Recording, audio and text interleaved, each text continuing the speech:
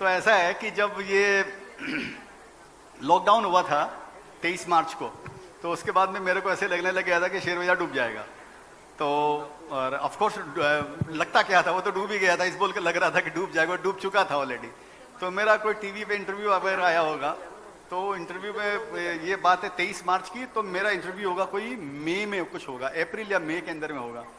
तो मैंने इंटरव्यू में बोल दिया था कि अभी 6 महीने तक योगा करो, शेयर बाजार में कुछ नहीं है, ऐसा मैंने बोल दिया। और यहाँ पे अभी कुछ नहीं होएगा, ऐसा वैसा मैंने कुछ बेरिश मैंने बोल दिया था। तो राकेश सर ने वो सुन लिया होगा वो इंटरव्यू, तो उन्होंने मेरे को फ़ोन किया। और यूजुअली जैसे हम लोग शेयर बाजार की भाषा में गाली वाली में बातें करते हैं हम लोग, वो यहाँ पर ले नहीं सकते हैं, तो गाली देने लग गया मेरे को और बोले कि साले ये सब मंदी में मत रहे, ये बाजार घूमेगा तो ऐसा घूमेगा कि तू देखता रह जाएगा। तो उसकी बात सुनकर मैं सोया हुआ था, मैं खड़ा हो गया। तो मैं बोला भाई ये क्या बोल रहा है, और वो लेकिन तो वो उसकी बात मेरे दिमाग में फट से एकदम ये मैंने करंट जैसा मेरे को लगा कि राकेश भाई क्या बात बोल रहा है। लेकिन मैं आपको एक बात बताता हूँ कि मेरा जो भी करियर रहा 25 साल 30 साल का, मैं कभी शेयर बाजार में मंदी में कभी नहीं आया, एक दिन भी ऐसा नहीं गया।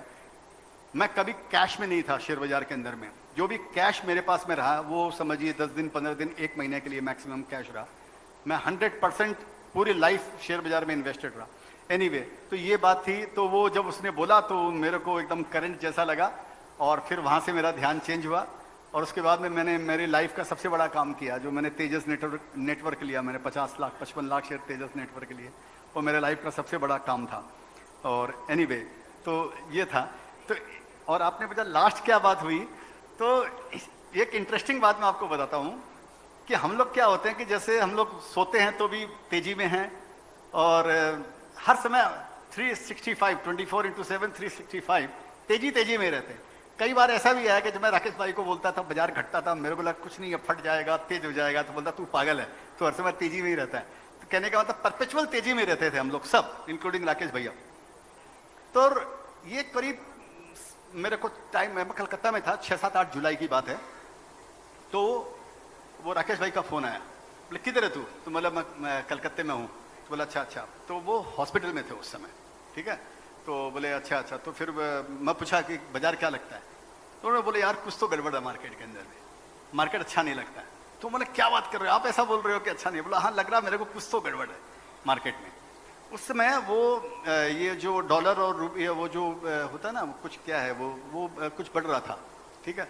तो वो थोड़ा चिंता वाला, मतलब ठीक है। मैं 2-3 दिन बाद फिर बॉम्बे गया, तो मैं उनसे मिलने के लिए गया वहाँ पे हॉस्पिटल ब्रिज कैंडी में। तो मेरे को वो वापस फट जाएगा, हाथ नहीं आएगा शेयर्स, ये हो जाएगा वो हो जाएगा, वो ऐसी तेजी में आ गया। बोले यार आप तो 7 दिन पहले तो बोल रहे थे कि यार छोड़ उसको यार।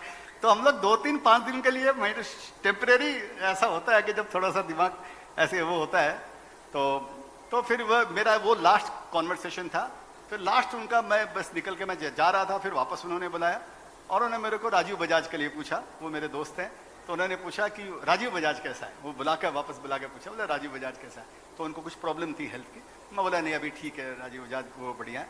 तो फिर उससे अपना हाथ दिया, मैं उसके हाथ को किस किया और वहाँ से मैं फिर ब्रिज कैंडी से निकला। ये मेरा आखिरी कॉन्वर्सेशन था उसमें।